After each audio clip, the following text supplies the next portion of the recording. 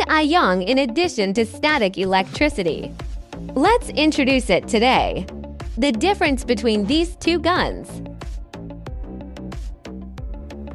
This high-frequency pulsed ion gun. There is also an ordinary ion air gun.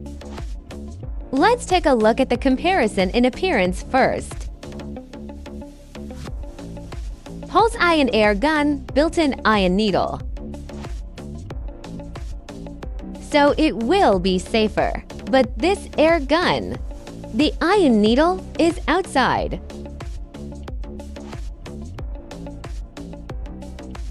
If used for a long time, the frequency of cleaning is higher.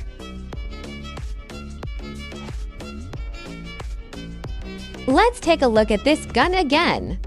Its power supply comes with an adapter. Use soft wire.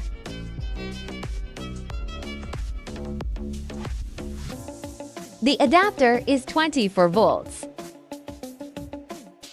Connect the 220 volts power supply here. This ion air gun.